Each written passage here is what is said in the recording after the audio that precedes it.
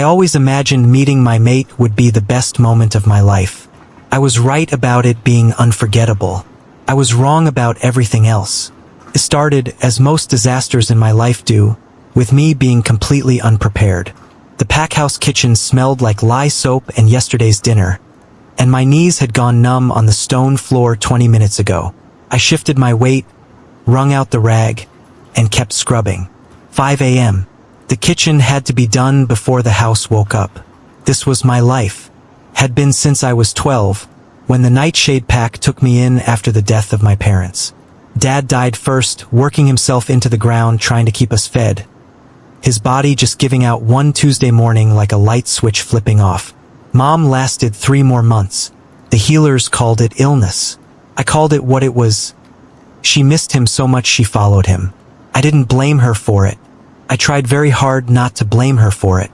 The pack separated me and my twin sister, Lana, a month after the funeral. Standard procedure for orphaned Omegas with no next of kin was being reassigned to work within the ranks. Lana was blonde and blue-eyed and so pleasant to look upon that the Braxton family, beta rank and filthy rich, took one look at her and decided she had no business being a maid. They took her in as their daughter. I wasn't so lucky. That was 5 years ago and I had scrubbed approximately 18,000 square feet of the pack house's floors since then, by my rough estimate. Somewhere around year 3 I made a decision. I was going to get into Greymore Academy, and I was going to get out. And 3 weeks ago, I received the LYCANS Queen's Scholarship, against all odds. Burning my fingers with the midnight candle. Dragging my near-dead, exhausted body after work to the attic to study with less than 4 hours of sleep daily. It paid off, and even if Alpha Dante Hayes wasn't pleased when he found out I took the exams after he'd expressly told me Omega maids didn't get to dream of grand futures and forbade me from taking the test, he couldn't refuse my summons from Greymore. It would be a direct disrespect to the Queen. But what he could do was triple my chores and make it nearly impossible to attend school. But clearly, he had underestimated how determined I was to change the trajectory of my life. Greymore Academy was the kind of school that took future alphas and sharpened them into leaders, future betas, and taught them how to counsel. Gammas how to enforce. Girls from good bloodlines went there to marry up. Bloodline mattered more than brains within those walls. But if you could graduate at the top of your class, the most powerful packs in the world would come looking for you. Real careers, real money, a real life completely unlike the one I was enduring. That was my plan. Graduate as the top student and change my life. In 12 hours I would be 18. In 12 hours one of two things was going to happen. Either I would find my mate and he would be my ticket out of this life, or I wouldn't, and Greymore would be. Either way, everything changed in 12 hours. The kitchen door swung open. I didn't look up. Looking up was something you learned not to do as a maid. Unhurried footsteps crossed the kitchen. The toe of an expensive boot stopped 6 inches from my hand. The boot glided over and pressed over my fingers. Hard. I winced, sinking my teeth into my bottom lip as I sat back on my heels. Cole Hayes, son of Alpha Dante Hayes, and future alpha of the Nightshade Pack, looked down at me with the perpetual sneer he saved for things he'd found on the bottom of that expensive boot. He had been doing this since we were children. The bullying, the derogatory comments that started when I was 13, stress eating through my parents' death anniversary and not holding it together very well. Fatso, ugly, pig, oink, oink. Anorexia came at 15. By the time the head maid found out what I was doing to myself, the severity of the damage was so great that even 3 years later, even if I was now perfectly healthy, I still hadn't gotten my monthly cycle and I couldn't shift. Cole didn't know that last part. Nobody knew except Lana. In Ashbourne, being wolfless was worse than being a rogue. It didn't matter that I did have a wolf, but just couldn't shift. It all fell under the category of wolfless. If Alpha Hayes found out, my pack membership would be stripped and I would have nothing. Not the pack house. Not the scholarship. Not even the floor I was currently kneeling on. It was a secret I guarded with my life. Lana finding out had been as a result of my 15-year-old naive self, who still regarded her twin as her best friend, crying to her about it. She had mocked me for it. Well, at least she didn't tell anyone. Cole lifted the glass from the counter. Congratulations on the scholarship. Fatso? Though I wouldn't get too excited. Your mother was an Omega maid. Her mother was an Omega maid. The misfortune mustn't be as hard to scrub free from your dirty blood as it must be to scrub out these floors. He lifted his boot off my throbbing fingers and kicked the bucket violently, causing the contents to splash over my skin. Start over, he said and walked out.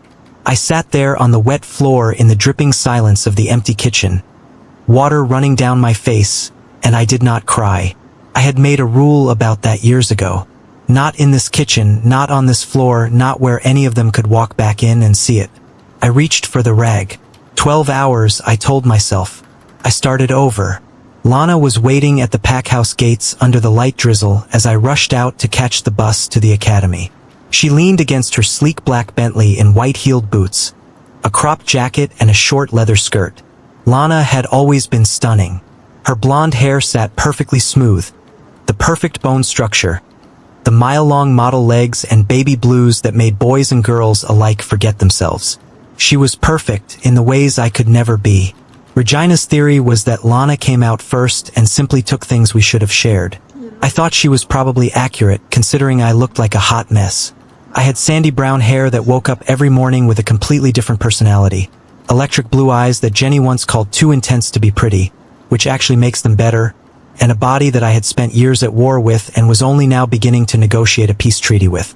I understood Lana's need to pretend I didn't exist, but it didn't make it sting any less. Happy birthday, she said. There was a time during our childhood when those words from her would have meant something. We used to say them together, pressed against each other in our parents' bed. Happy birthday, I replied. She looked me over. The Graymore sweatshirt I had on because I couldn't afford anything else. The baggy pants. The bag on my shoulder packed with the 6 textbooks I'd saved 4 months to buy. My unruly, frizzy hair. You actually got the scholarship, she murmured. I did. Something moved through her expression. It looked like resentment. I'll be there too. I nodded. All of Ashbourne's elite would be there, and Lana Braxton, no longer Lana Adams, was one of the elite. Don't approach me at school. I have a position to maintain. Her eyes lingered on my worn-out sneakers. You understand that I can't be associated with a common maid. I can't have your dirt and skunk following me around. She slunk into the car without waiting for a response, like she couldn't spend one more second being seen with me. And as she sped past, her tires sprayed a fresh wave of muddied water against my clothes. Maisie. I arrived at school late, soaking wet through my clothes and shivering like a drowned rat. The drizzle had become rain approximately 45 seconds after I left the packhouse, because the universe often liked to shit in my face. I missed the bus. I missed orientation. I missed the tour. I walked 4 blocks in the wrong direction before a janitor took pity on me and pointed me toward the lecture hall, and by the time I found it, the period was nearly over and every single seat was taken. Ah, Ms. Adams, said Professor Heaven, peering over wired-rimmed glasses. Late again, I see. Swept up in yet another hurricane. I don't suppose it's too much to hope that you left that particular habit behind in high school.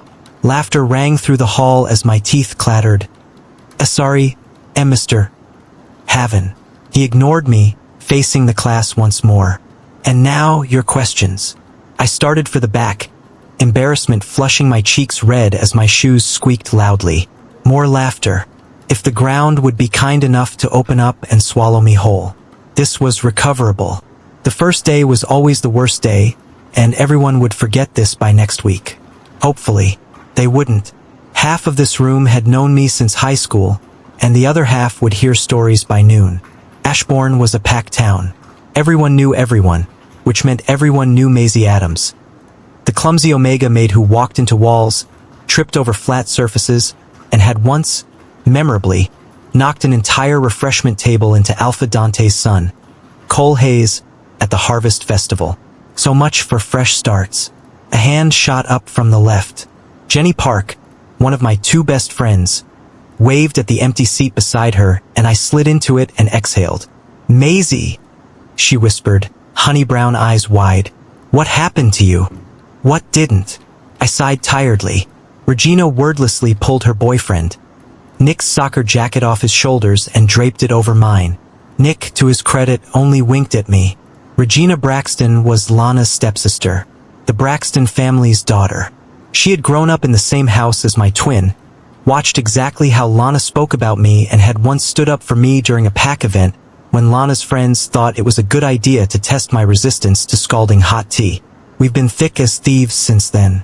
"Happy birthday, May," she said with a half-giggly smile. "Is it?" I mumbled sourly, snuggling deeply into the jacket. My ears perked up as Darby Foreman said loudly enough to carry across the hall. "What actually happens when a mate bond is rejected?" Professor Haven's stare flattened. "I'm positive that is not a part of the syllabus, Miss Foreman." Laughter echoed in the hall, but Darby wouldn't be deterred. "Just last fall, there was a case of a girl dying in Ashbrook because she got rejected. Many of us turn 18 this year and would like to know how to avoid that fate. This is a werewolf academy, after all. One lecture on it wouldn't hurt." There were many more agreeing nods this time. I found myself leaning forward despite myself. Professor Haven seemed mildly irritated, but he set down his notes. "Most of you have been told a romantic story. The moon goddess selects two wolves and binds their souls." He pauses. "That part is true. What isn't is that it can be broken with a tantrum and 3 convenient words. I reject you." Another round of laughter. But Haven didn't laugh. When one wolf rejects another, the words do not sever the bond. His gaze swept across us heavily. They wound it. The wolf experiences rejection as spiritual mutilation. The goddess forged that tie. When one side attempts to tear away from it, the backlash is, in the same way, divine. "But I read that accepting the rejection ends it," a boy said. Professor Halvern's smile was thin. "Nonsensical fiction." Murmurs broke across the hall. "The bond remains. The rejected wolf suffers most. Physically, emotionally, and the result is always catastrophic with one of 2 endings. Death or insanity." Another girl, Tanya, raised her hand. "Then how does one completely sever the bond before the pain kills them?" "You cannot. There is only one authority on this continent who can dissolve the goddess-ordained bond. We all knew who. The Lycan Queen. A living descendant of the goddess's first bloodline. The Queen's ability stretches far beyond our imagination, and one of many is being able to override the tether." He gestured with flourish. "But she does not grant dissolution lightly. There must be a petition from both parties. A hearing. Only if the reason stands strong enough will she break the bond. But even that may take weeks. Enough time to shatter a person completely." He stepped off the podium. "Which is why the law against rejection was passed by the first king. It remains frowned upon by society and punishable by banishment." His gray eyes refocused on Claire. "Now, if that would be all, class." I sat very still for a moment, the weight of it settling somewhere uncomfortable in my chest. Death or insanity? I shivered. The hallways were packed with students, first years and seniors alike. Flyers were going about for invitations to the mixer next week. I couldn't go, not with all of the chores I had to tend. "Of course, they go here," Regina sighed wistfully. "I would pay a hefty sum to see what's packed underneath. For observational purposes, of course." Jenny snorted, but her voice was equally dreamy. "Pretty sure you have to be one of them to even get noticed. I would write about sell my left kidney to mate with one of them." I turned to the sight of 4 LYCANS males crossing the hallway with an air of superiority that even the most powerful alpha in Ashbourne couldn't duplicate if he wanted to. The world simply bent the rules for and around them. The crowd of first years and seniors alike parted, unbidden, and stared unabashedly. You either wanted to fuck them or be them. They were made different. Some said it was because they were the moon goddess's direct descendants. Others were convinced they were simply gods descended from above to preside over us. The latter might seem a little obnoxious until you discovered they were all, indeed, royals, nobility, but that wasn't all. You only had to look at them to understand. They were so beautiful it was unfair. They were like Greek gods wading through a room of plain mortals like us, over 6 foot 5 inches tall, tanned, flawless skins, thick ridges of proportioned muscles that made you think of all the things you could eat off their bodies. Eyes that glowed like the sun. An aura that crushed and screamed danger. You could never mistake a lycan for a werewolf. The difference was too vast to compare and bordered on rude. And it didn't make it any easier that they were better at everything. Hotter, faster, stronger, larger, more lethal.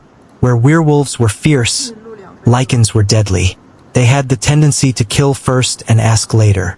So, naturally, no one fucked with or talked to them. Not that they ever mingled with our kind. In the whole world, there were fewer than 20 lycans left. They were a dying out race, and that made them that much more special and highly sought after. Hence, having 4 of them in a small town like Ashbourne was like experiencing comets fall from the skies once in a million years. Even worse, they were all enrolled in the academy. I thought it was strange, but everyone else only seemed concerned with drooling. I looked away. I knew better than to swoon like every other female. I was an omega. Lycans were only attracted to strength, intelligence, and beauty. They rarely glanced at us, and in the event that they did, it was always an alpha-blooded female. Never someone like me. I shuddered again, the cold seeping deeper into my bones. If we don't get somewhere warm, I just might turn into a fucking popsicle. My wolf, who had been quietly humming since I woke up, suddenly surged forward with a force that knocked the breath out of me. I stopped walking. Jenny said something. I didn't hear it. The scent hit me a half-second later. Something sweet and deep and completely, devastatingly right. It bypassed every rational thought I had and went straight to the part of me that was a wolf before it was anything else. My body turned toward it before my brain authorized the movement, and I walked directly into a wall. The impact sent me straight to the marble floor. My bag split, books flying everywhere, cell phone skidding somewhere under someone's boot. I sat there blinking for a full, stupid second, hair in my face, hands flat on cold stone. Then I looked up. Dark green eyes. Almost black, actually. The kind of green that existed at the bottom of very deep water. Blonde hair was trimmed shorter on the sides, and the longer pieces on top were messy in that I just rolled out of bed kind of way. A jaw that had a cleft in it. Dark denim jeans that hugged powerful thighs. A black t-shirt that showed off thick muscular arms and matching dark boots. Cole Hayes looked down at me. He was standing with Tucker Reeves and Reed Calloway, the Betas and Gamma's son, and Lana was at his side, his fingers stroking her bare stomach. They'd been together since they were 14. Everyone knew they'd end up mated and create beautiful, blonde, cruel babies together. It was inevitable. The Braxtons were the most powerful family after the Hayes and had been pushing for Regina to be Luna. But Regina was a wild, uncontrollable card and would never be told what to do with her life. Lana, however, was ambitious and had been working to be Luna since before she ever understood what the word meant. But Cole's nostrils flared. He blinked as though confused. He took one step toward me, one step away from Lana, and the scent slammed into me again. So strong this time that my wolf threw herself at the surface of my mind with an urgency that was almost painful. Goddess, please, not him. Anyone in the world who has ever existed or will exist. Not him. My wolf didn't care that I hated Cole Hayes vehemently, or that he was the reason I hid behind baggy clothes, that he had made me hate my body so much. I stopped looking in the mirror and nearly killed myself. She thought he was ours. Cole crouched in front of me. Realization crashed over Lana's face, panic and fear leaping into her eyes as he reached out, breathing hard, and touched my cheek, eyes heavy-lidded with such corrosive lust and hunger that I began trembling. But at that moment, I could not control my synapses. My body wanted him like it needed warmth. I wanted things that I didn't yet know existed. I wanted to stake my claim on him. I wanted to bury my nose in his neck and run my tongue up and down his pulse. To arch my neck and let him mark me. His soft touch turned cruel. Something like claws began digging into my chin. Maisie Adams, he said softly. His gaze ran down my body. The goddess must have lost her mind if she thought we belonged together. I'd sooner jam my dick through a grinder than stick it in your fat ass. The hall quietened. He wasn't exactly being discreet. My wolf whined petulantly. wanting me to throw myself into his arms. But his words had dropped like a cold bucket of water onto my head. I scrambled back, chest heaving as I fought the pull. Goddess, but it felt like I would die if he didn't touch me. Someone grabbed my shoulder, Regina or Jenny maybe, pulling me up. Stay away from her. Stay away. Ow. My world was reconstructing around him. I could smell him and feel his heartbeat pulsing with mine. My very body was aching for him. But Cole smirked, rising to his feet as if completely unaffected. By the next full moon, I will be the alpha of the Nightshade Pack. I have no use for a maid. A weakling Omega like you who can't even shift. My head went very quiet and my gaze swung to Lana's, stinging with betrayal. She had told him, and now the entire hall knew it too. It rippled across the space in waves, whispers, gasps and mocking laughter. They called me a freak, wolfless, a runt. The pack needs a stronger Luna. He pulled Lana closer to him. Lana Braxton is much more deserving of being my mate and would make a better Luna than you ever could. I suddenly realized what was happening. My heart began to slam against my ribcage like a battle ram. He was going to reject me. I suddenly recalled Professor Haven's words. Goddess, I'm going to die. And if I don't, I might go insane. And in the event that I somehow survived both, I would be faced with the stigma of being rejected for the rest of my life. Because no he-wolf wanted to be stuck with another man's reject. I tried to speak, but I didn't get a chance.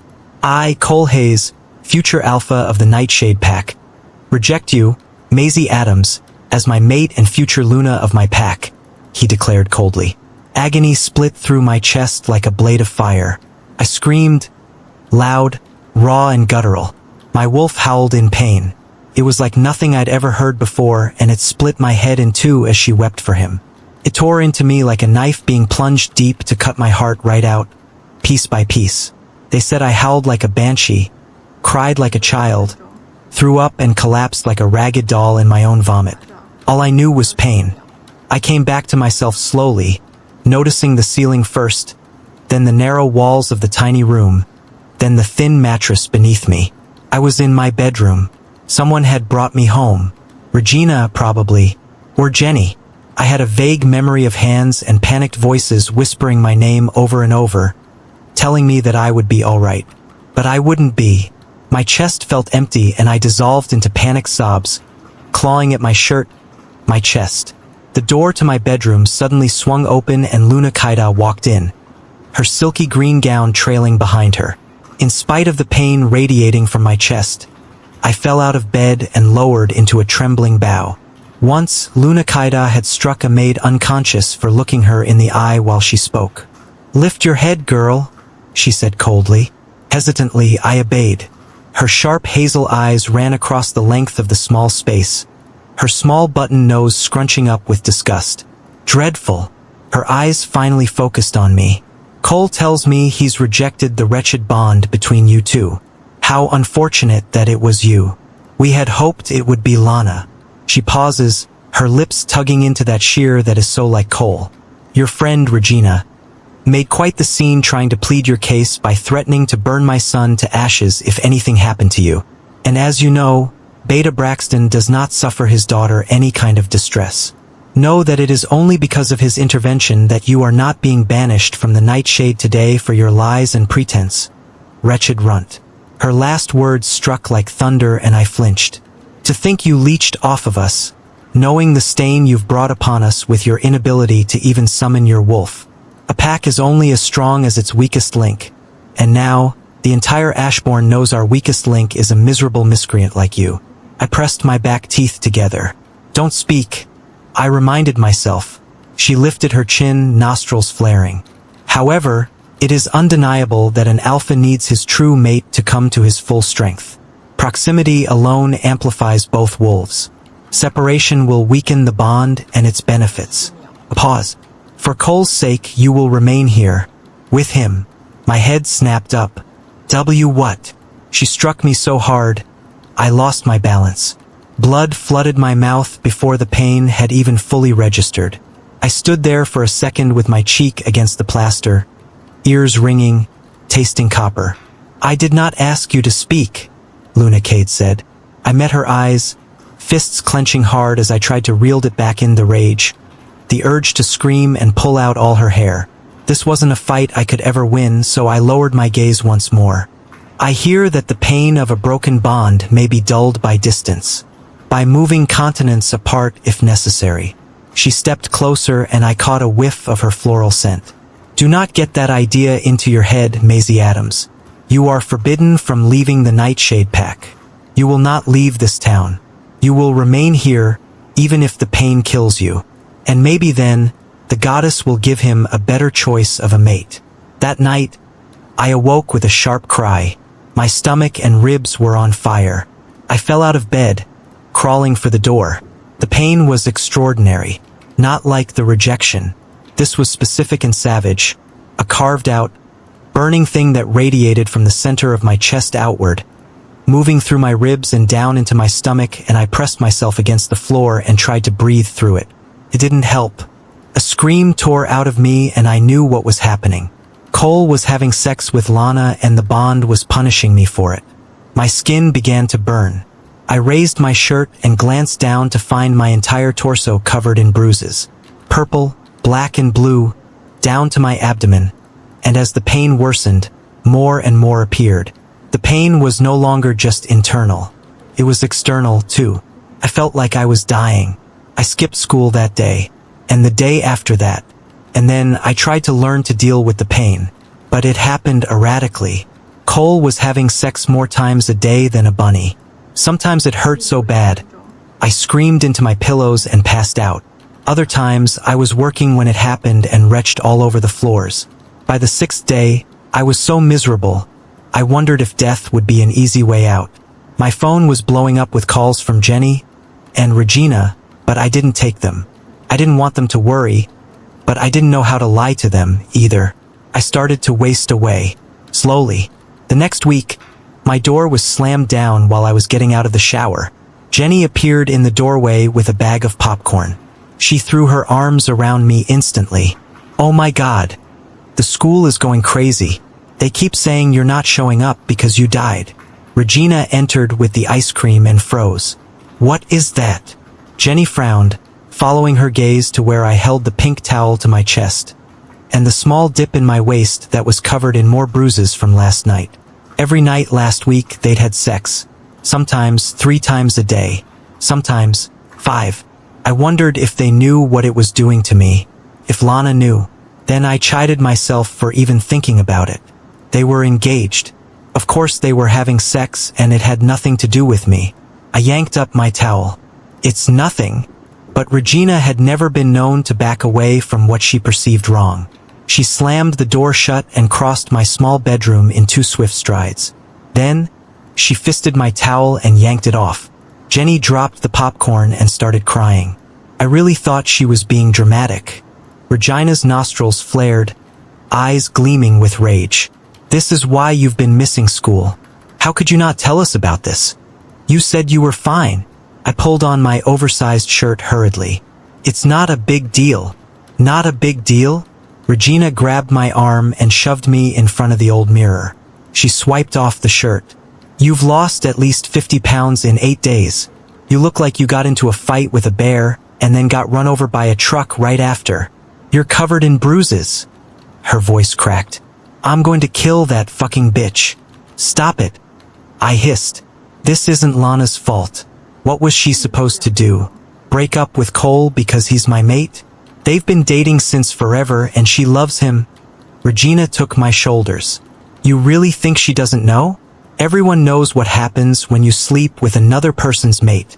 She shook with anger. The least she could have done was wait until the pain subsided and we can find a way out of this. There is no way out of this, Ginny, she continued. But she's all over school, flashing her pretty engagement ring and telling everyone who cares to listen about how your first shift was an epic fail. She said you had anorexia and you're a freak. Then she blinked. Why didn't you tell us you couldn't shift? And anorexia? You told us you were training to lose weight. I stared down at my feet, tears stinging my eyes now. I tried, but I couldn't lose it fast enough and... My voice cracked and the words gushed out without any order. If it got out that I couldn't shift, pack law classifies that as wolfless. I'd be banished. I found out before we became friends, and I needed the pack membership to keep the scholarship application valid, and I was scared you wouldn't be able to stand me if you found out. Regina's jaw fell slack, and tears were brimming in her eyes. She crushed me into her chest. You idiot. How could I? You're my best friend. I would kill for you. Jenny wrapped her arms around me from behind, and it became a group hug of some sorts. It lasted for several minutes, and I let myself cry. I was so tired. I couldn't sleep, I couldn't eat, I couldn't function. I was miserable, all around. Jenny broke the hug first and went straight for my wardrobe. She began throwing out my old clothes. Regina and I exchanged strange looks. What are you doing, Jenny? He feels everything she feels, Jenny answered. Through the bond, right? That's how it works. It goes both ways. She turned and looked at Regina. Tell me I'm right. Regina's eyes narrowed slowly. The bond is bidirectional, yes. What he does to her, she feels. But also, what she does, Jenny said. He feels. She hurled a dress at me, and I clumsily caught it as she grinned and added, We're going to give the Dick Hayes a taste of his own medicine. She pushed back and reached for her pocket, pulling out a card I was sure belonged to her older brother.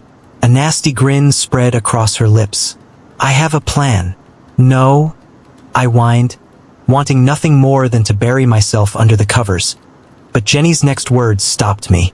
Did you ever think, May, that if he felt what you were feeling, he'd stop fucking everything with a skirt?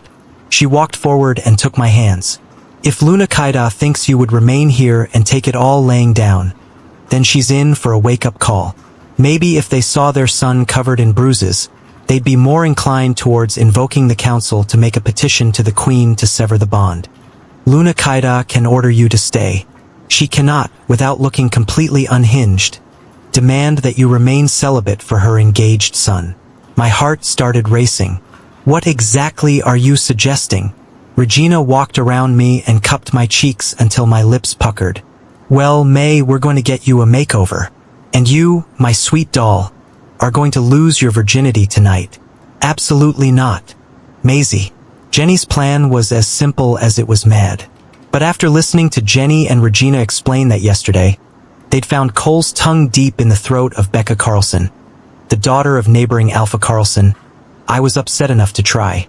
I mean, we always knew Cole was a bastard, but you would think if he rejected me for Lana, he would stay faithful to her. Somehow, I knew he was sleeping around just to punish me. Cole was cruel like that. I just didn't understand why he hated me so much. But I was done trying to analyze it. To make him understand, I had to retaliate in the exact same manner. The first phase was the makeover. Jenny and Regina were very dedicated to making me go from an apparent hobo to drop-dead gorgeous. I didn't see a magic wand anywhere and had no faith this could actually happen. Next, my debut was the first-year mixer tonight. I'd managed to talk them off the ladder of losing my virginity to some jock in a bathroom stall. I simply couldn't do it. But I did agree to make out with someone hot. It'd burn Cole enough to cause an alarm. And I didn't have to give away something that meant a lot to me just for revenge. The third phase was taking the sting to a burn like he did to me, and this was how I was going to save my life. I was going to get a boyfriend. Alphas were often possessive of what they considered theirs. Even if they rejected them, a part of their subconscious will always claim some form of ownership to it. Perhaps an alpha son from a different pack, or even a LYCAN. I was seriously beginning to think my best friends had gone mad. The final phase was Regina's touch. When I had Cole Hayes salivating after me, I was going to reject him, too. Maybe if Alpha Dante saw his son dying in front of him, he'd be more inclined to take my case seriously. In truth, I didn't believe it could work, but if there was anything my best friends were, it was determined. The first stop was the boutique. Jenny masked out her brother, Lion's card, buying me things the goddess knows I could never wear. I can't accept this. It costs more than 4 months of my salaries combined, I exclaimed as Jenny picked out a designer tweed set. She waved me off. Lion won't mind. He has more money than he knows what to do with. Jenny Park might not come from a family of betas or gammas, but if there was anything the Parks are known for in Ashbourne, it was their affluence.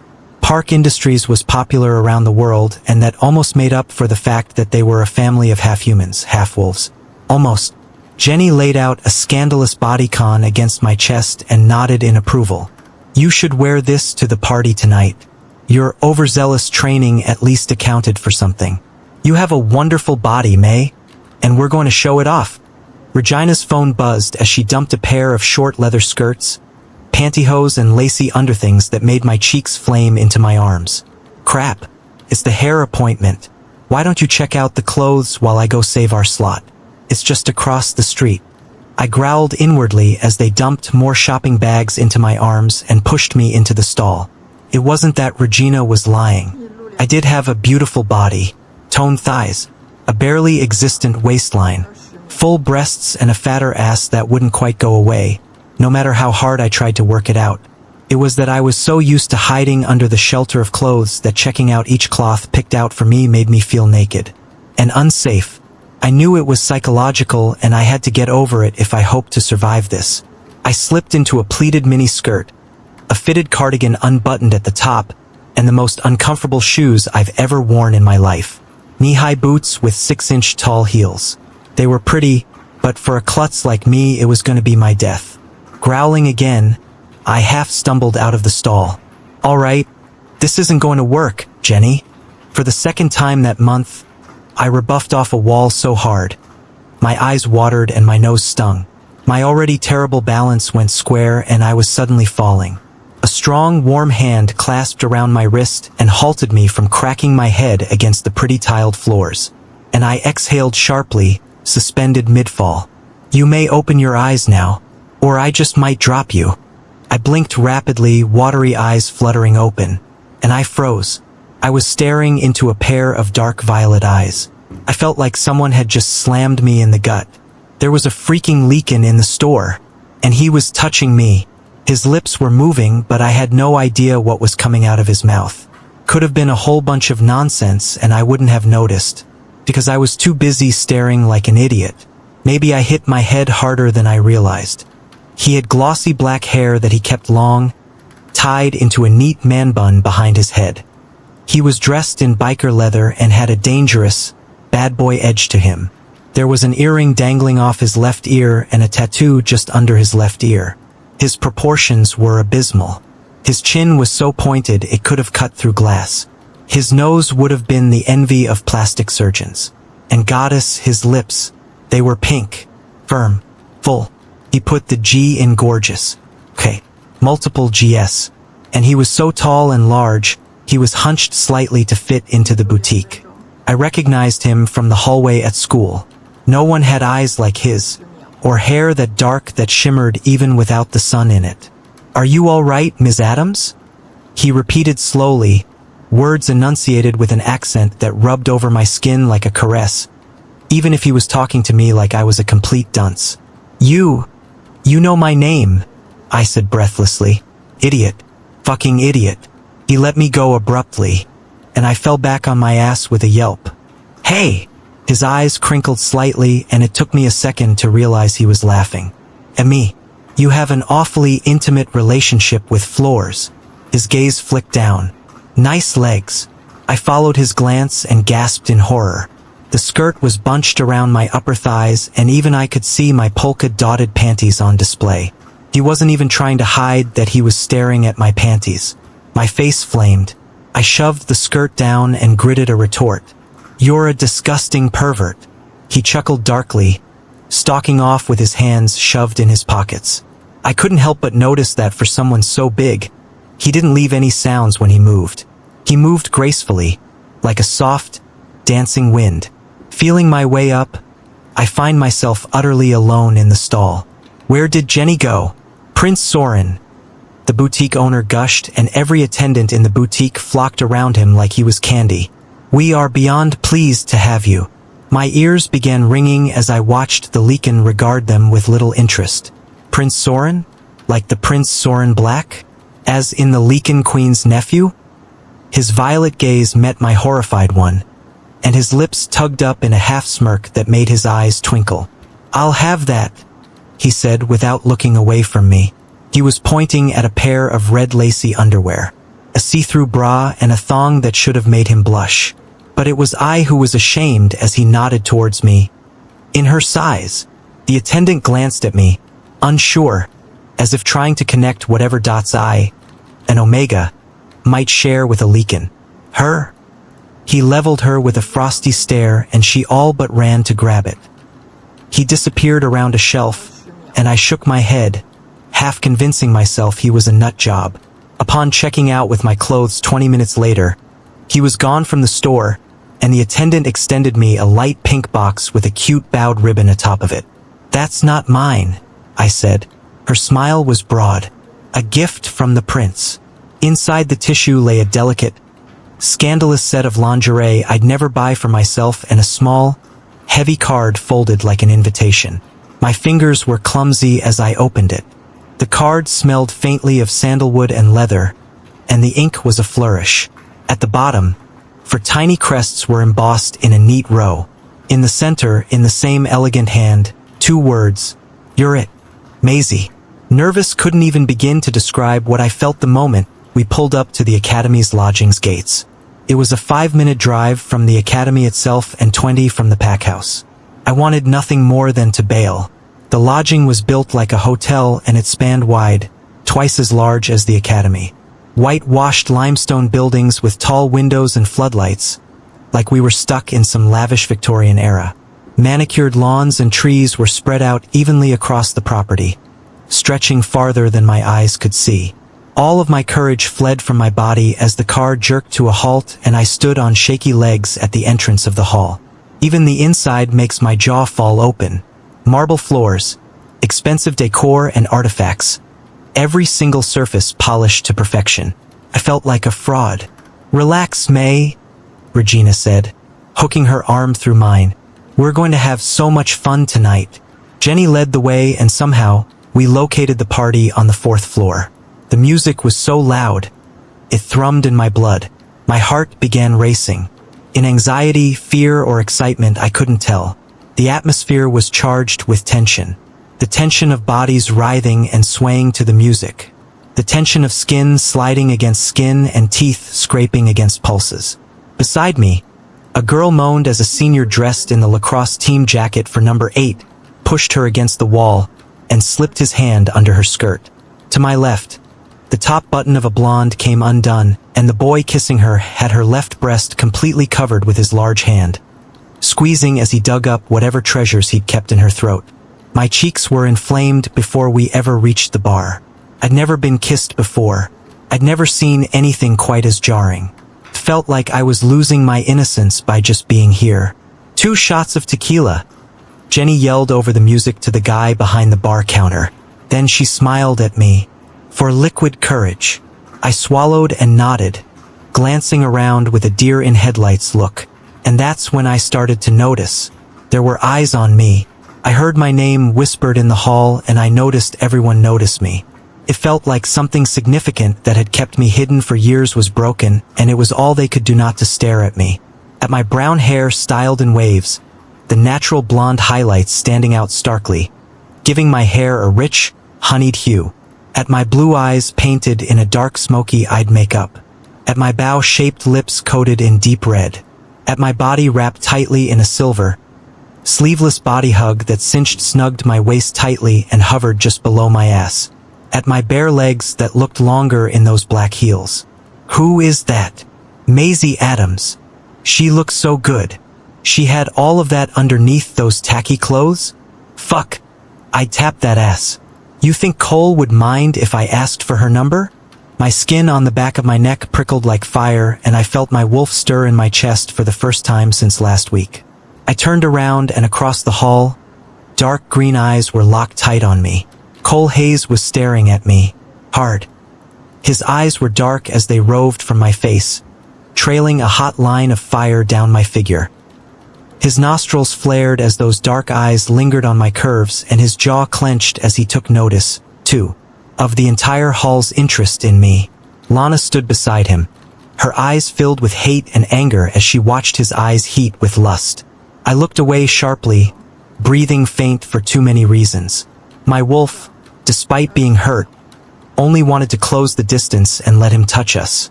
And the attention, goddess, the attention. It was too much for me. I'd never had so many people staring at me all at once for reasons that had nothing to do with being clumsy. The lewd comments were way more than those of mockery. And I suppose the first phase of Jenny's plan was a success because every guy within the 10-mile radius of me was talking about me. It would seem that I had become the hottest thing at Greymore Academy.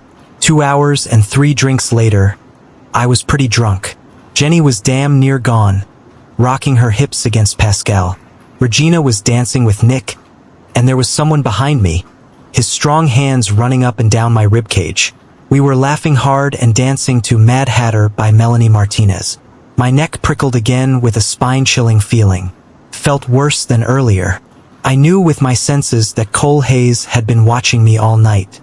I'd grown used to his stare so much that it had become like a small, non-existent buzz in my subconscious. This was different. Felt like metal scrapping against my back. I stopped dancing and turned, but I couldn't focus on anything. The hands on my ribs crushed me tighter against a chest, and a hot mouth that stank of alcohol whispered against the curve of my ear. Want to go somewhere quieter, beautiful? I stay on the 7th floor and I've got a big bed all to myself. Jenny's eyes met mine and she nodded enthusiastically. This was it. I should say yes. Phase 2 required that I said yes. But I felt strange. Sick. I was going to vomit. I stumbled away from him. I need to use the bathroom. The boy grinned, his pretty face turning coy. Sure. If that's where you want it. Alone. I snapped and walked away hastily, disappearing into the crowd before he could get it into his head that I wanted him to follow. I didn't know where the bathroom was. Every time I tried to ask, I either got scorned or propositioned, wandering hands randomly trying to feel for my ass. I had my fist in the face of a drunk senior who tried to grab my breasts. And by the time I reached the bathroom, I was both ready to commit murder and empty out my guts. Just as I reached for the door, soft laughter flitted out from underneath the door. Did you see her? Trying so hard to get Cole's attention. It's revolting. I knew whose nasal, high-pitched tone that was. It was Darby. I don't know, she looked pretty to me, another said. Please, Darby scoffed. Some cheap clothes and heels doesn't make her any less of a runt. If anything, she looks like a fucking hooker. How could she show up after getting rejected like that? I would have hung myself from shame. I swallowed, fingers trembling. The same shame you feel when you're fucking her mate while Lana's your best friend? The second girl laughed. My head was pounding hard. I let my fingers slip from the doorknob, resolving to get some fresh air instead. I was taking a turn through a quiet hallway when Cole douchebag Hayes suddenly stepped out of the shadows, his face frighteningly dark. My wolf began whining in my chest again at his delicious scent filling the hallway, but my senses suddenly screamed at me, at the reek of danger in the air, at Jenny and Regina's instructions.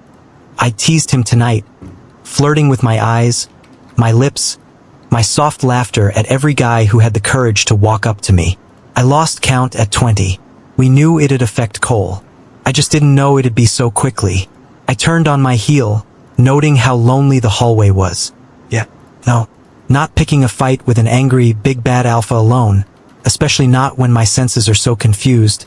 I didn't know if I wanted to kill him or kiss him. But I didn't make it very far. Something hard slammed into me, flattening me against the wall. You've managed to piss me off, he growled against my ear. Not a good move. Let me go, I said, but his breath was hot on my neck and he felt so warm, so good. I wanted to lean back against his heat. Sweat broke against my skin as I struggled against the basest nature to give in to his alpha authority, to lower my head and bow and kiss his feet if he wanted me to. Goddess, what was I thinking? His knee shoved between my legs, pressing me harder into the wall. Last I checked, you were my mate. I get to touch you, however, whenever I please because you belong to me, which means no one else gets to. Not even the dumb blonde you were dancing with. I don't fucking share. His breath smelled heavily of alcohol. He was as drunk as I was. Maybe more. We're nothing to each other, I snarled. You rejected me. Who I speak to, who I dance with, and who I plan to spend my night with is none of your business. It became my business the moment you let him put his hands on you, Maisie. My name rolled from his lips like a purr. I felt a shiver run down my spine. The first time he'd ever called my name was to reject me. Now, it felt intimate in a way that felt like sin. I hated it. That even if my belly was ridden with bruises, even if all he caused me was pain, he still made my stomach cramp with useless butterflies and made my wolf purr with want.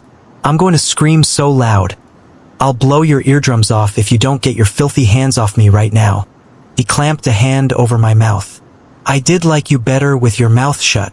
My eyes widened as something hard suddenly poked against my ass. Oh my God. Is that what I think it is? Did you wear this for me? He said roughly, pressing his nose into my hair, sniffing, nuzzling. Did you get all dressed up to get my attention? To change my mind? I'll admit, it was rather short-sighted of me to reject you without feeling you out. His free hands strayed. They burned as they slid across my waist, and higher, dangerously close to the under curve of my breast. The thing with girls like you, Maisie, is that you think all you need to fix to be picked is your appearance. I don't doubt that you'd make a great fuck, but you'll never be the type of woman men want to keep. The kind to be made Luna. You're the kind that's only good enough to fuck, but never good enough to be chosen. By some divine intervention, my brain short-circuited and my body moved on pure adrenaline. It should have been impossible to achieve. Omegas might have the capacity to feel angry, hateful, but it was hardwired into us to never, ever act against our alphas. Not to speak of hurting them. Cole Hayes wasn't alpha yet, but his aura was staggering near my non-existent one. But I was angry enough. I had been angry for days. I slammed my head back and it smashed into his perfect, pretty nose. Finally free, I whirled and punched him. I'd never punched someone in my life. The sound of bone crunching made my body tremble, and I knew I had done something terribly wrong when blood began dripping down his nose. Cole Hayes blinked as if confused. He touched his nose and it came away red. It dawned on me that he'd probably never been hit in his life, because he did all the hitting. He stared at me with parted lips. Then he let out a dark laugh that raked along my skin like silk, his tongue flicking out to wipe off the blood. You shouldn't have done that. I should have kept my mouth shut. I had committed a crime that could get me thrown out of the pack. But I had a habit of running it when I was scared. How's this for an answer, fuck? You. Faster than I could detect or follow. He moved and slammed his lips into mine. My brain was still catching up when my body made the decision without it. It had to be the bond because there was no version of me that wanted this, no sane, rational part of me that would choose him. And yet my hands were already moving to his chest and I was already leaning in and my wolf was surging forward like she'd been waiting for exactly this, clawing toward the surface with a desperation as she took control of us. Sparks ignited the moment his mouth covered mine, and the sound I made was embarrassing and involuntary, and swallowed immediately by him like he'd been waiting for it. Like he knew. His hand came up and gripped my jaw, tilting my face exactly where he wanted it, and the possessiveness of it should have made me furious. It did make me furious. It also made my knees turn to jelly. He kissed me like he was trying to prove something. Deep and slow and unbearably thorough. One hand gripping my waist and hauling me flush against him until there was no space left between us. Until I could feel every solid inch of him against every traitorous inch of me. And our bodies slotted together with a rightness so infuriating I could have screamed. This is wrong, some distant, shrinking part of me insisted. The rest of me had stopped listening to that part entirely. His hand dragged up my side, fingers skimming the curve of my waist, my ribs, the side of my breast, then back down to grip my thigh, pulling it up around his hip in a way that was deeply, catastrophically hot. His other hand fisted in my hair, holding my head still while he took his time with my mouth like he had all the time in the world and he intended to use every second of it. His other hand fisted in my hair, holding my head still while he took his time with my mouth like he had all the time in the world and he intended to use every second of it. I hated him, I tried to remind myself. He made a low sound against my mouth and dragged his lips across my jaw, down the curve of my throat, kissing, tasting. The scrape of his teeth against my pulse made my breath come out wrecked and uneven, and I felt him smile against my skin, and I hated him much more for that. Fuck! His voice came out rough. His nose dragged along the column of my throat. You smell so good. You have no idea. The sharp press of his canines against the base of my neck. Right there, exactly where a mark would go hit me like cold water. I shoved him off and jerked up my knee between his legs. He howled, crumpling to his knees, red-faced. Bitch! He swore. But I was already running along the hall, my heart thudding rapidly in my chest. I didn't know where I was running, but I knew I had to. I found myself minutes later in the acres of untouched greenery stretching away from the lodgings. I ran until I was gasping for air, until I could no longer feel the pull or the heat burning my skin or the pulsing ache between my legs, until the tears that ran down my cheeks dried in the cold, until I twisted my ankle and slammed down hard into the muddy earth. Tears tracked my skin as I pulled myself into a sitting position and inspected my ankle. Something moved in the trees to my left, rustling it. My head jerked in that direction, my senses perking up at the slightest sound. But there was nothing but trees and thickets. I glanced around me for the first time and realized I didn't know where I was. I was lost, in the middle of goddess knew where.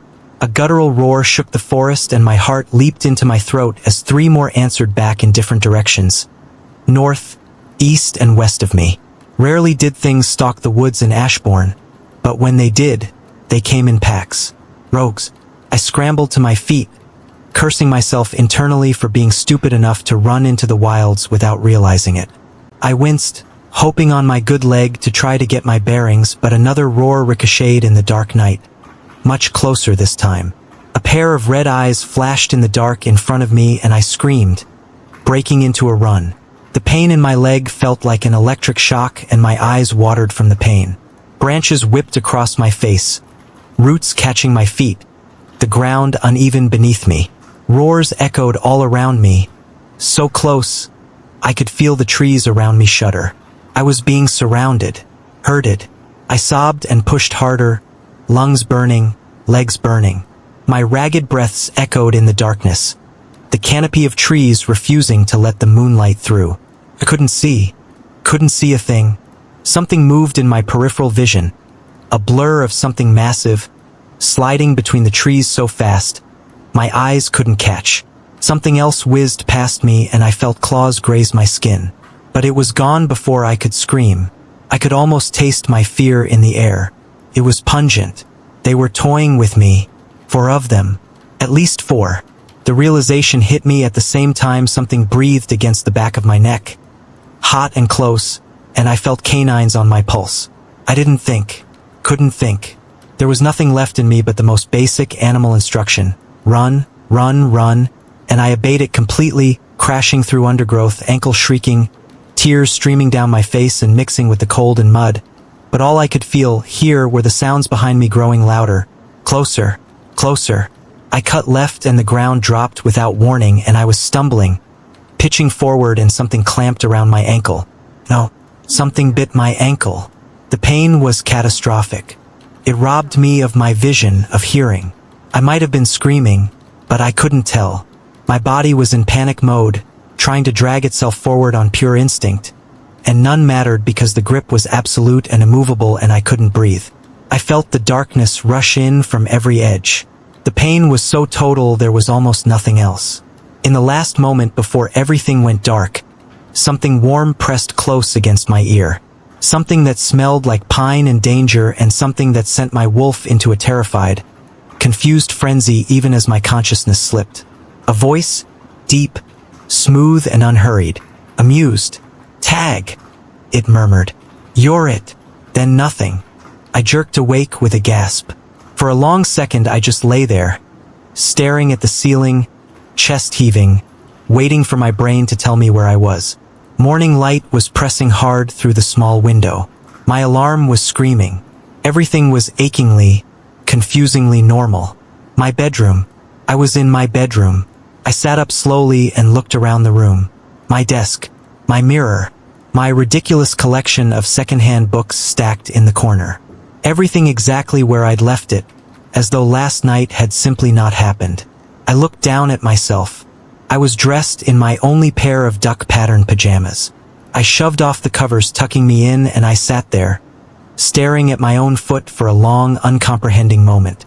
It was uninjured. There wasn't a single cut or bruise. My wide eyes flung to the mirror. The mascara on my face had dried into streaks down both cheeks. My hair was still in last night's style, half collapsed around my face. My nails still had Jenny's ridiculous pink glitter on them, chipped now at the edges. I raised my fingers to my nose and smelled earth. Damp leaves. It had been real. I pressed the heel of my hand to my forehead and tried to put it in order. We were at the party. I ran into Cole. Punched him. I ran into the woods and got hunted like prey. I got bitten. I wasn't mad. It was so vivid. I could still feel the rawness in my throat from screaming and the phantom pain in my foot that didn't exist. Tag. You're it. I shuddered so hard my teeth knocked together. I had absolutely no memory of the space between passing out and waking up this morning. My door swung open and head-maid's gasp cut through my thoughts. Maisie! Her voice rang out with stern alarm. What did I say about mud in the house? I followed her gaze to the floor. There were muddy tracks cutting from the window across the floorboards and up to my bathroom. Small footprints. My footprints. I stared at them for a long moment. What the hell happened to me last night? Somewhere between getting into the shower and getting out, I was once again attacked by the deep, insidious pain beneath my ribs that reminded me that Cole Hayes still existed and was currently doing something I didn't want to think about with someone I didn't want to picture. Who had sex at 6 in the morning on a school day? I was cranky, pissed off, and severely hungover. Not even showing up at school in my newly attained appearance could have taken the murder from my eyes. You didn't notice? Regina was already shimmying into her combat uniform, brows raised, entirely too awake for this hour. He spent half the night staring at your ass like he wanted to eat it. Yeah, well, that is not going to happen, I said flatly. Jenny was a different story. She was moving at half speed, eyes at half-mast, walking into the bathroom door and then patting it apologetically. Are you still drunk? I asked. I'm fine, she said, to the door. Jenny. He had a fight with Lana after you disappeared, she said, turning around carefully. Where did you go, by the way? I looked everywhere. Made me abandon my entire night with Justin and his... She paused, seeming to search for the word. Everything. Who's Justin? I asked, deflecting, because I wasn't exactly sure where I was last night and just thinking about it worsened my headache. Some senior she nearly had sex with, Regina supplied, tying her shoelaces. He was so hot, Jenny whined mournfully, pulling her uniform over her head and immediately getting her arms stuck. The things I would have done to that man, Maisie. The things. We pushed out of the bathrooms and into the training hall, which was already packed with first years milling around in various states of anxiety and excitement. The seniors were easy to spot, not just because they were older, but because they were dressed in the gray tracksuits the instructors favored. Nerves tightened my stomach. I'd been able to avoid combat and defense in high school because it hadn't been mandatory, but that wasn't the case in Graymore. More often than not, combat involved a lot of physicality, and learning to fight in our shifted form was pretty much non-negotiable. Couldn't shift. This was about to become a disaster. Another humiliation ritual. The sound of a whistle being blown pierces the air harshly, and Instructor Warren's deep voice bolsters through the hall. 10 lines, 20 on each. Now, we scrambled to form the lines, half slamming and stepping onto each other. By the time we formed the lines, there were 2 seniors each assigned to each line. Instructor Warren watched us with his thick arms crossed against his chest. Welcome to Graymore's Combat and Defense Training. For those who are new, I am Warren, and I will monitor your training over the next year. The initial assessment of your skills will hold in 2 parts. First, full transformation and back. We're timing you. He walked across, peering at us from down his nose. Second, a timed combat drill. 10 lines. You are paired with whoever's on your left, and yes, you will be timed. I glanced to my left and froze. Lana stood to my left, her eyes burning with anger. and I knew I was going to walk away with more bruises than those currently adorning my stomach. Lana might look like a princess, but there was a reason no one crossed her. I could switch places with you, Regina offered behind me, but as soon as she did, Instructor Warren said, "No switching." I clenched my fist.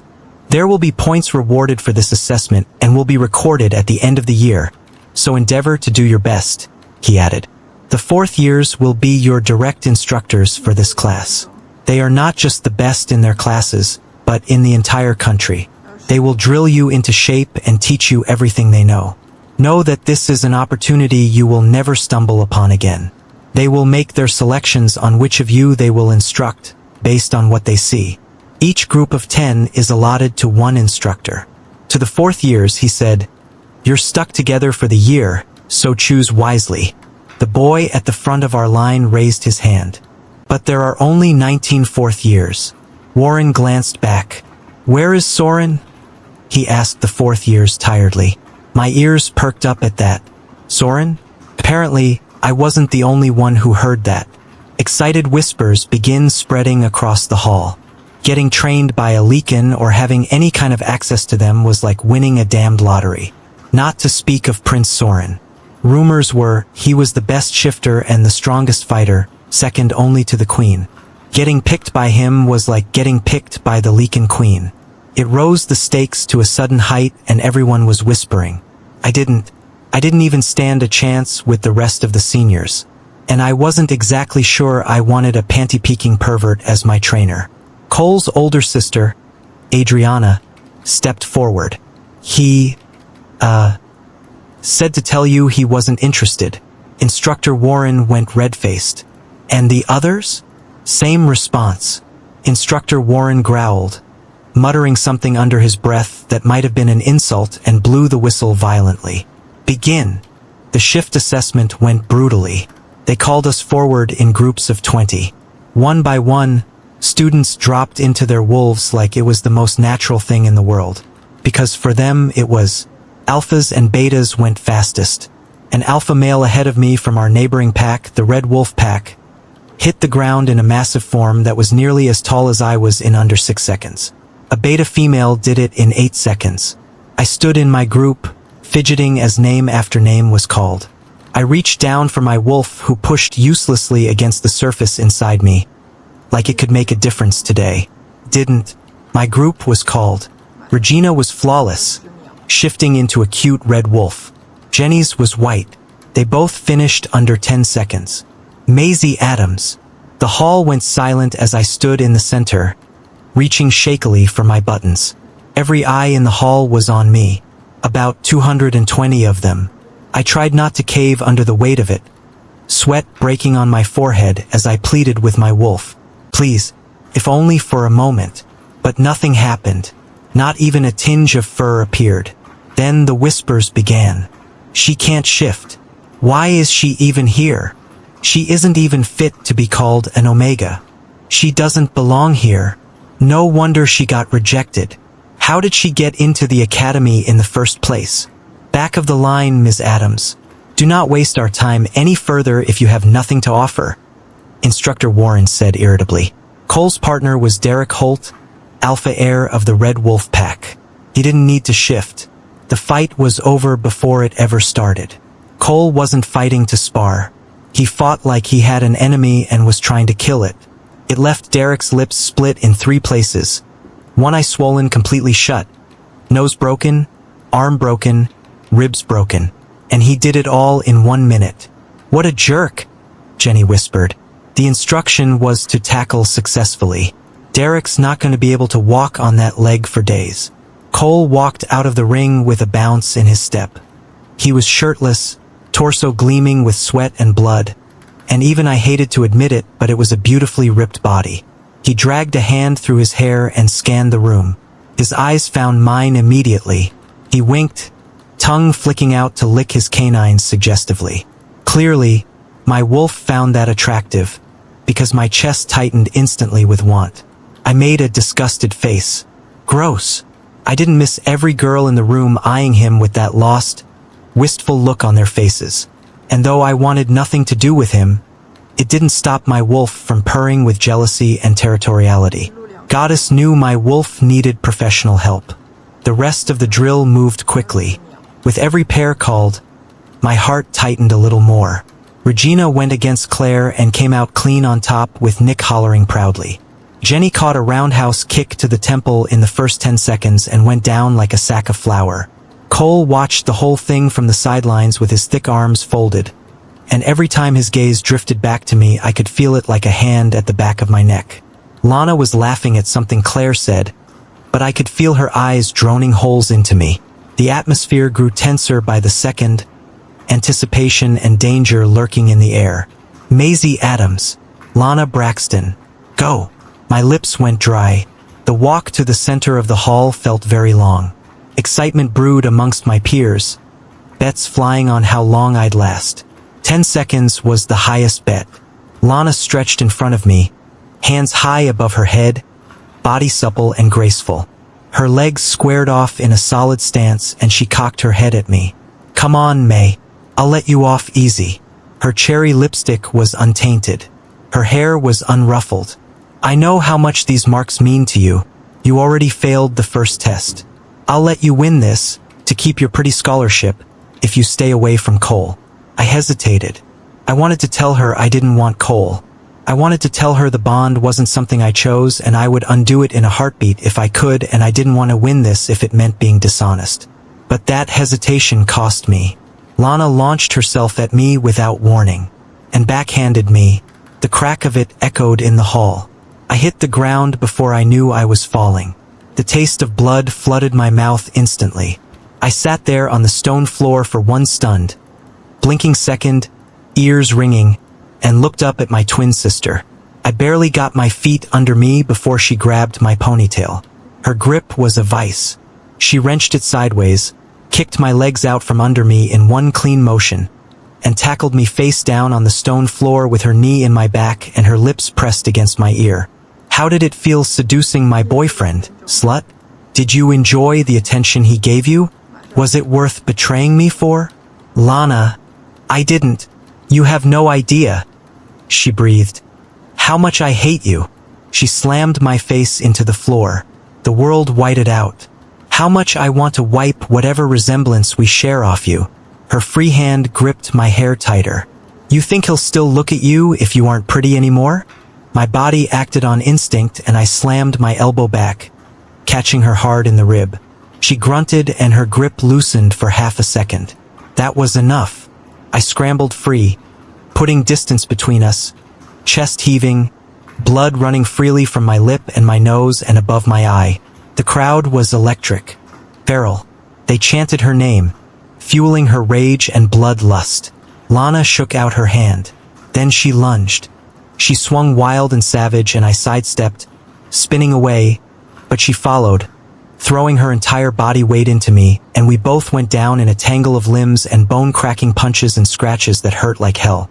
I came out on top, straddled her, fist clenched, every nerve in my body screaming at me to hit her. Hit her. Hit her. I couldn't do it. I sat there with my fist shaking in the air, and I couldn't do it because she was Lana. She was my sister. My twin, the girl I shared a womb with and every birthday and Christmas and hard year with. Lana raked her claws across my face. If I hadn't flinched backwards, she would have ripped my face into ribbons and taken out my right eye.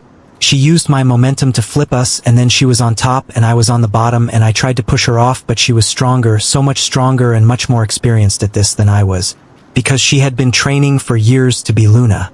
I knew she was strong. I just hadn't expected it to feel like this. Her fist connected with my left eye and pain exploded white-hot through my skull. Stupid bitch. My nose next. Something crunched. Ugly, fucking cunt. The same eye again and the world went black at the edges. Cole is mine, she snarled. Only mine.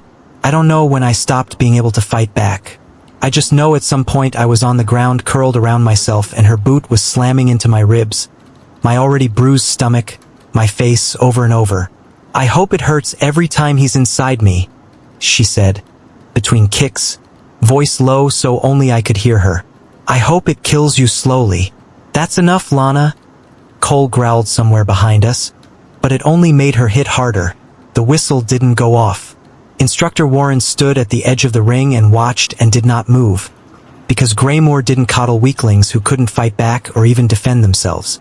The idea of combat was simple and brutal, and everyone in this room knew it. When ambushed or attacked by rogues, there would be no pity or whistle stopping the fight because you were hurt or simply weaker. You were expected to walk out of the fight alive or at least die trying. At some point, it ended. I didn't pass out from the pain. I'd built enough endurance in the last week because, shockingly, the pain from Lana's beatings was nothing close to the pain I felt when Cole was with someone else. "Someone, get her out of here," Instructor Warren said. Regina and Nick rushed forward, but I refused their help. I couldn't look in Regina's face and see the pity or tears in her eyes. I simply couldn't. My shoulder was broken. My legs were spasming terribly and threatening to stop functioning altogether. All I felt was pain.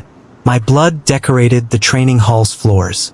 But I forced myself to my feet anyway and limped off the stage, biting hard on my tongue to quieten my sobs. I held my chin high, meeting every stare. I fell and stood again, and continued until I returned to the back of the line. By then, no one was laughing anymore. The skin on the back of my neck prickled, and when I glanced forward to where the fourth year stood, I noticed the 4 LYCANS had arrived at some point during the fight, and they were all staring at me. Instructor Warren stood at the front with his clipboard, and the energy in the room had shifted into something buzzing and desperate. This was it. The selection. I stood in the first-year group and tried not to sway on my feet. My eye was swelling shut. My vision narrowed to a slit. I'd stopped thinking about the pain in my shoulder because thinking only made it worse. Every breath pulled my broken ribs together in protest. Instructor Warren said, "When your name is called, move to stand behind your assigned instructor." He flipped the page on his clipboard. Alden Bryce. A boy 2 rows ahead of me exhaled, glancing wistfully at the LYCANS before jogging over to Beta Blood. Bryce. Everyone wanted to be chosen by them, but they only watched us all with varying expressions of boredom and disinterest. Calloway, Seth. Carter, Seth. Cross, Adriana. Cole, Damien. For more peeled off. Cole walked ahead with a smirk.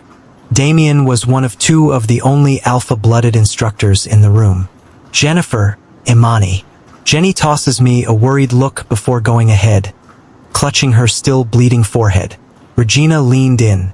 "You're going to be fine," she whispered. "We'll find a way out of this." Regina, Adriana. She squeezed my hand once before she went. Nick was called 2 names later, going to a Gamma. Tucker and Reed were assigned to the same instructor as Cole. The hall continued to empty around me.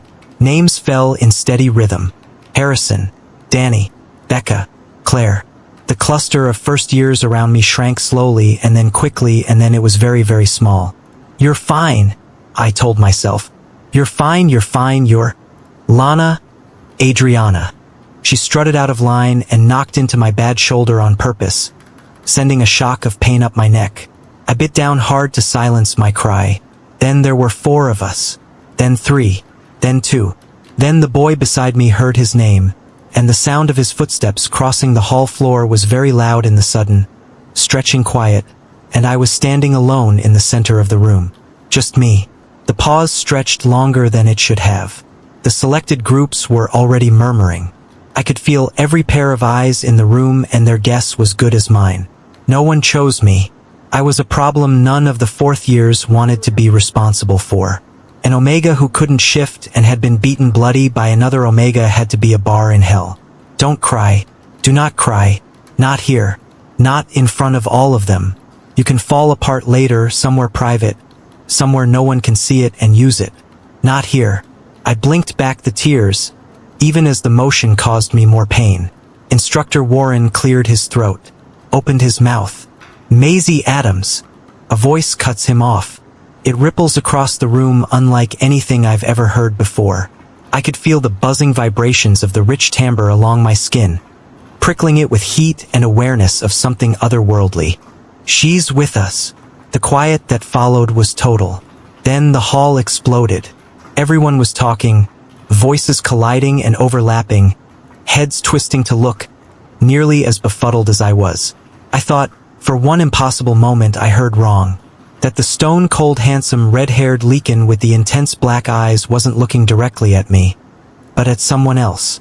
Maybe there was someone else beside me, or behind me. Maybe there was another girl at school named Maisie Adams. Maybe she was new. I looked back, around. My swollen eye widened as my pointer finger rose to my face. Me? But the Lycan merely cocked his head to the left, I twitching with mild irritation. Instructor Warren's voice broke through the silence. It was low, but with our heightened hearing we could all hear him. I was of the opinion neither of you was interested in partaking this year. His lips pinched as he scribbled down. Why her? Cole Hayes would have made the better choice. He is the best of his year. The Lycan merely gave Instructor Warren a frosty stare. We want the girl. Instructor Warren clearly had more to say, but the LYCANS were already leaving, slinking off coolly with hands into their pockets, and my brain had stopped working in any useful way. So when the red-haired turned back and leveled me with a hard look as he said, "Can you walk? Or shall I have to drag you along, Ms. Adams?" I completely forgot that my ankle was hurt and attempted to join them as swiftly as I could, and ended up face-planting hard. I felt warm hands grip my shoulder and settle underneath my knees, and I gasped. The entire hall collectively gasped as I was lifted off the ground into sturdy arms. Violet eyes twinkled down at me. What did I say about floors? Nice legs? Prince Soren crooned. I was dreaming. No, I was in a fairy tale. The kind everyone claimed didn't exist. I was a princess and I had 4 knights, and Prince Soren dropped me. I crashed into the ground outside the infirmary, wincing. It wasn't a free period, so the hallways were clear of students, and I was grateful. There was no one else present to witness what happened to be my third reality check of the day. I stumbled to my feet, sweat breaking across my forehead as I stared at the 4 of them. It felt like being caught under the weight of an avalanche. I couldn't move, or breathe. They were taking me apart with their gazes and piecing me back together, like they were searching for something. The first one who spoke was the red-haired male. I don't like this one bit, Soren. We should have gotten rid of her instead. I blinked. Excuse me? Gotten rid of who? Prince Soren was staring at my beat-up face. I imagine my aunt will not like that idea very much. Another spoke from the back. He was blonde and had the most solemn expression and ice-blue eyes. There was an accent tangling around his words. It might have been French. She will not like this either. Tessa will like it even less. The last was silver-haired. He had a small scar above the curve of his upper lip. His amber eyes had a dark wildness to them that made me want to bolt. It's not too late to take Mercer's suggestion, he murmured. His voice was rough as if unused, and though he spoke gently, there was an edge of danger in his tone. It would be quick and painless. My skin crawled. I would appreciate it if you all stopped plotting to kill me like I wasn't standing right here. They all stared with unblinking intensity. It was the blonde who spoke next. You reek of the Hayes boy. You are his female. My cheeks flushed red. I am no one's female, I snarled. Do you always ask the students you instruct on their personal life or relationship status? He tilted his head. You are the first of your kind we have chosen to mentor.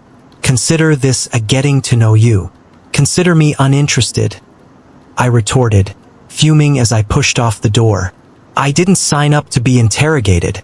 The words hadn't left my lips before an arm slammed me back against the door. Feral black eyes pinned me in place. The redhead inched forward, the stunning, sharp contours of his chiseled face and that noble aquiline nose, as well as his sensual lips brushing dangerously close. I could smell the aftershave on him. My stomach cramped strangely as I fought the weakness in my knees by being utterly mesmerized by him. You would think a wretched thing like you would at least be grateful, he said, all the while staring intently at my mouth. I never did like your kind. Prideful lot with nothing to show for it. Entitled weaklings. You all smell the same, like dirt. And you... His nostrils flared with disgust. You reek worse than any Omega I've ever had the displeasure of standing near. My eyes stung. I was so used to hearing derogatory comments from my peers that I didn't know how to handle it when it came from a man. My teeth gritted as I forced the tears back. "So why choose me?" He smiled. Even his teeth are perfect, his canines a little pointy. "Choosing you gives your sorry excuse of an existence meaning. Consider it charity. The goddess's work. Really, considering you were everyone else's reject." The words landed like a slap across my face. And when he pulled away, my knees didn't hold me in place. My chest felt tight and I needed to get out. Out of my skin. Out of this hall. Out of this school. Prince Soren leaned down, cinching all 6'7" of himself into a crouch that tore into my personal space like he belonged there. I jerked away, but he caught my chin with his thumb and sked, tilting my head back and forth. "You should take a look at that before we meet again for our training." I turn away from his grasp sharply. "I don't need your charity. I'll have Instructor Warren reassign me to someone else. I won't train with you." The blonde snorted behind Prince Soren. "Good luck with that, kitten." The glass of wine splashed across my face, spilling down the front of my uniform. The entire diner went quiet. I just couldn't seem to catch a break. You would think beating me to a pulp yesterday was more than enough entertainment for Lana, but it clearly wasn't. Considering she brought her entire cabal of friends with her to the diner I waitressed to afford the necessities at Greymore that the scholarship didn't cover, just to embarrass me. The sweet, tangy flavor of the juice gathered on my bottom lip as I held the tray firmly. The sharp edge bit into my palm. Deep breaths. "You need this job, Maisie. Do not, I repeat, do not stick the glass in her left eye." As if he could hear my thoughts, I felt my boss's stare drilling holes into my back as I tried for a polite, apologetic smile. "I'm really sorry. I'll have that cleaned up." "That won't be enough." Lana's voice was light, almost cheerful. She extended one leg from beneath the table, her stained black boot catching the light. "Wipe it off. With your tongue." I reared back. "Excuse me?" "That bottle," Lana said, gesturing toward the wine, "costs more than half a year of your salary. Cole gifted it to me to make tonight special. And you've ruined it." Her red lips curved. "I could have a word with Mr. Theodore about reevaluating your usefulness here." Lana wagged her foot slowly and her ponytail slipped elegantly over one bare shoulder as she tilted her head. "Or you could get down, apologize and wipe my boots. Make it believable, and I'll forget all about it." Surely she didn't mean that. When I didn't move, her blue eyes turned cold. "Perhaps one run with the big, bad LYCANS and you've forgotten your place in this pack. And who your future Luna is." The tray was cutting into my palm now. I could feel the warmth of blood coating my skin as I fought against the helpless rage churning in my gut. "I will not," I said, voice hard and firm. "You tripped me." "I suppose that's possible, though. Forgetting yourself, I mean," she said, cutting me off. She reached for an empty glass and swirled it once. "I hear the sex is pretty great with them. LYCANS." A soft, theatrical sigh. "But then you would know, wouldn't you? You've always been generous that way, Maisie. The LYCANS, half our senior class at high school. You've never really discriminated who you parted your legs for and fucked." My ears began ringing. Cole sat up straighter and she smiled wider. I knew what she was doing. She was slandering my name, my image, and before morning, it would spread like wildfire that I was some slut who slept around. All because she couldn't stand the idea that Cole wanted me. She would ruin me for everyone else. Tripping me hadn't been a mistake. She had come here just for that reason and she's succeeded. I could hear the words spreading across the diner. Maisie's a whore. Maisie's a slut. Maisie's slept with more than half of Greymore. Must be how she got in.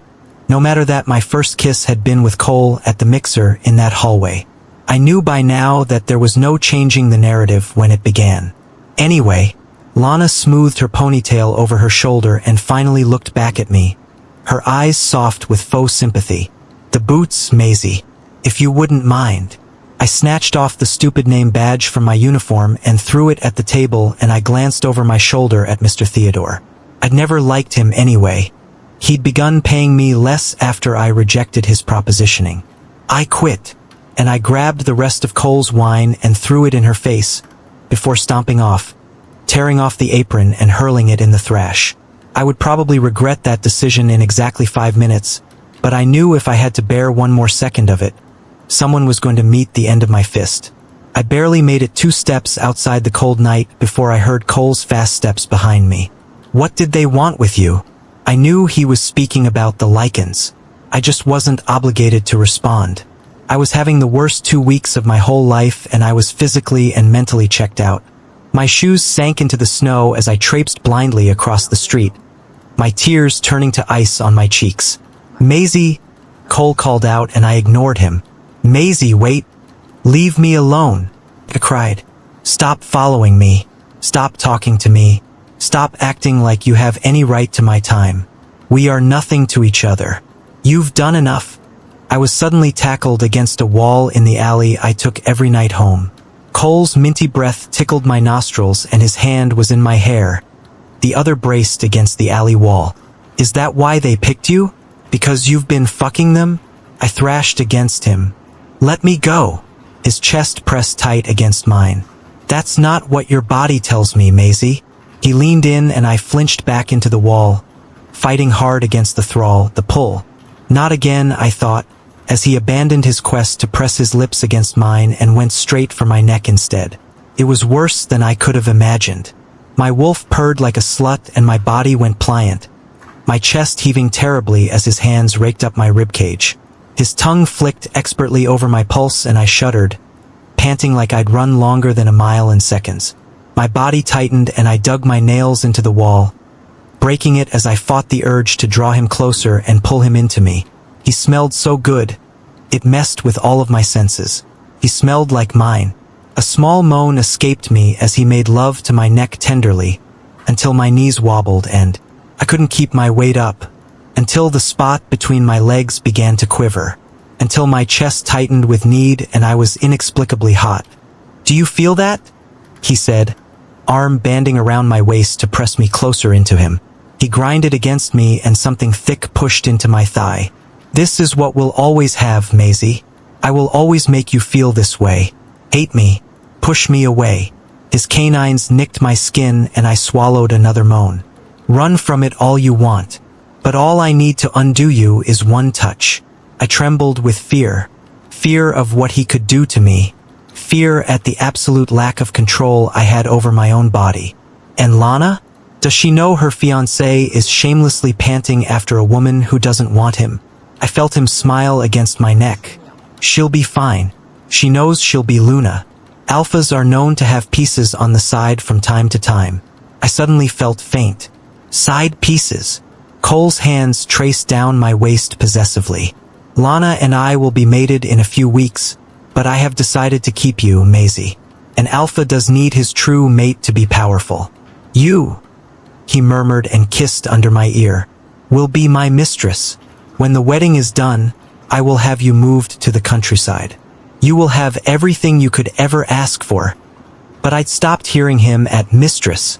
I thought about my life, my dreams, everything I had worked so hard for, reduced to nothing but some worthless side piece. I'd been insulted in so many different ways in this past week, but this took the cake. So terribly, I felt a surge of anger from my wolf at the audacity of Cole Hayes. A violent shudder racked my body. My stomach clenched so hard I nearly retched as I said the words. I would rather die than be your mistress. Cole went rigid. The shift in his demeanor was startling. 1 second he was nuzzling my neck. The next he was snarling down at me. You are a nobody. He snapped his fingers. This quickly I could have you banished from the pack and name you a rogue. No other packs would take you in, short of leaving the city, which you have no means of affording. His nails dug into my shoulder, tearing into my skin. You should be grateful I considered you worth the offer even if you're practically so useless. The chances of bearing pups who aren't as wolfless and weak as you are is incredibly low. Yet you act like you're more than that. Like you deserve more.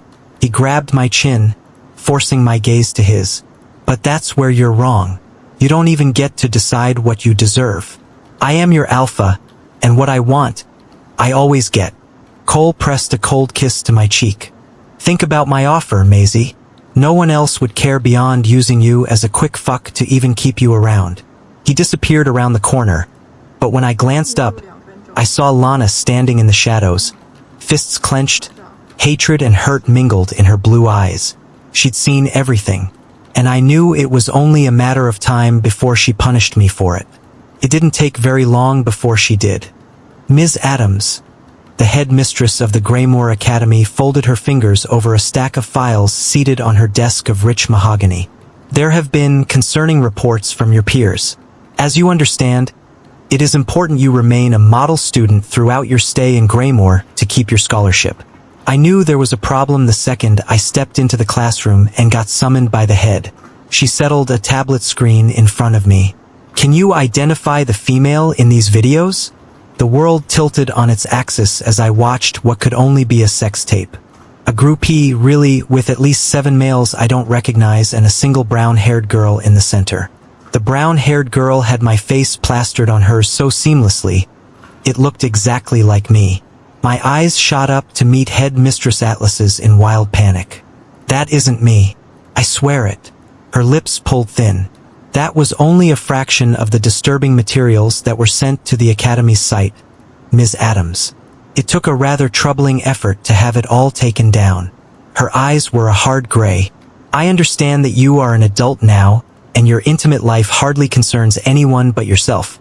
But you are Greymore's scholarship student. And as such, you must hold Greymore's image in the highest esteem. Your conduct must speak the same, and this has put a stain onto the Academy's reputation. Tears filled my eyes. That isn't me, headmistress. She merely stared. But it looks exactly like you, Ms. Adams. The disciplinary committee is currently in decision on what to do with your case. And unless you can provide irrefutable proof that the female in the pictures and videos is not you, you will be expelled. And in the event that you did find a way to clear your name, your scholarship status will be suspended until the board wishes to revisit it. My eyes flew wide. Oh goddess. Oh God. I stood abruptly, ignoring the fact that the rest of the school board was in the office, as well as a few men, including Mr. Haven. I pulled up my shirt, revealing the network bruises all over my torso that had formed over the last couple of weeks from bearing all the pain from Cole's escapades. I was rejected on the first day of school. I've had these ever since then.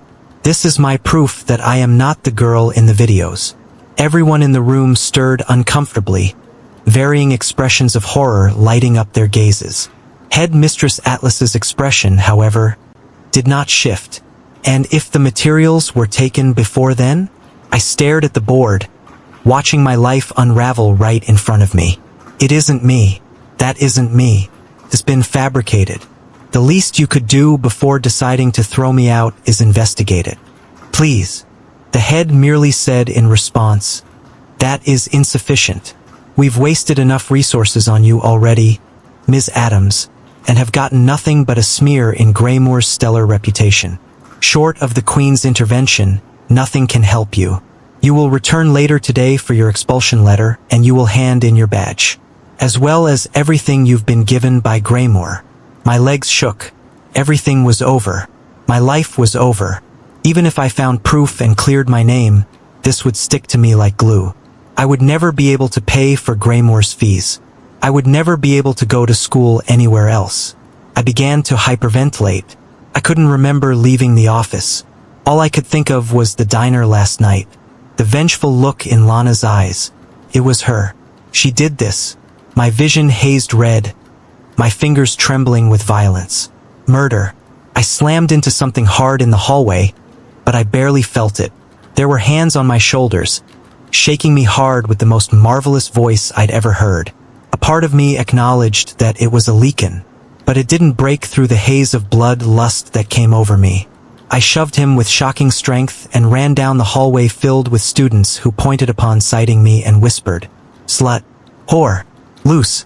And me who had worked hard for every single thing in her life, just to watch it all wash down the drain. I found Lana in the cafeteria. "Maisie," I heard Regina say as she blocked my path. And then there was Jenny. And then there was Nick.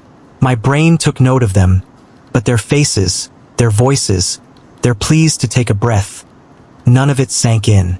My vision had tunneled into the object of my bloodlust, and my entire being itched to hurt, to make her bleed, to kill.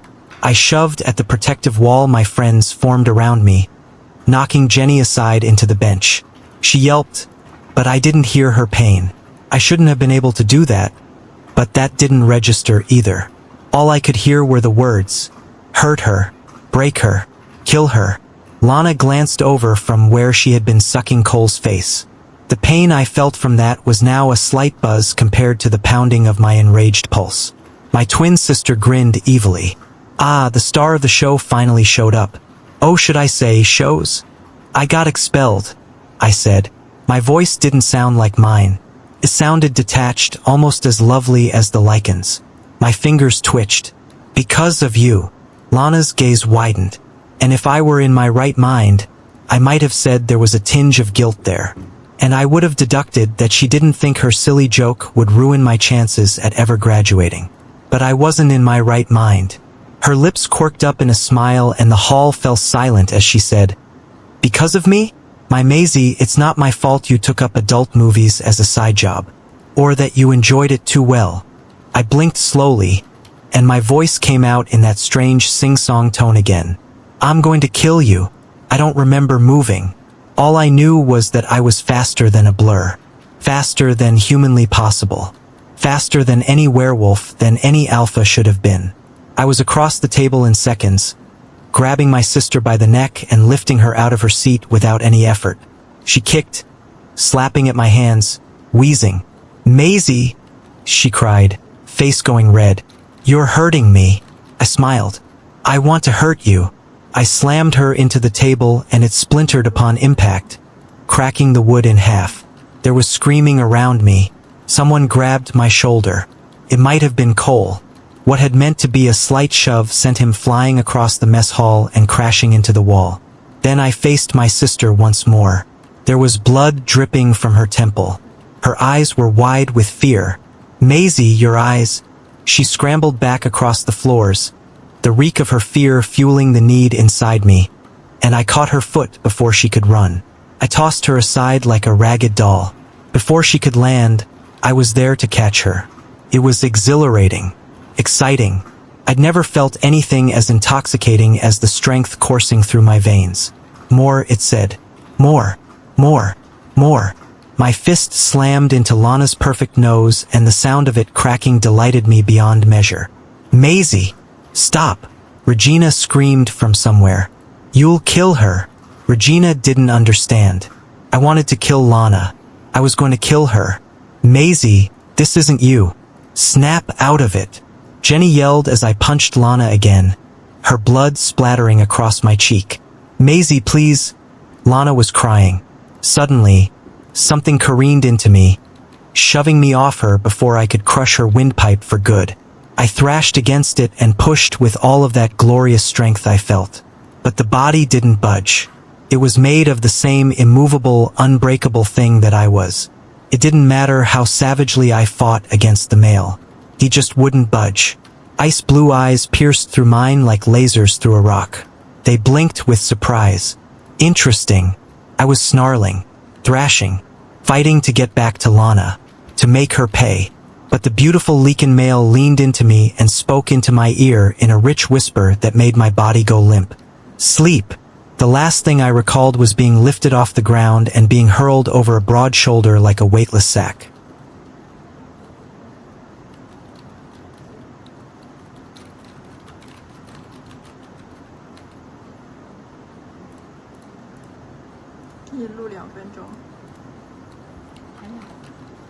马上还有10秒。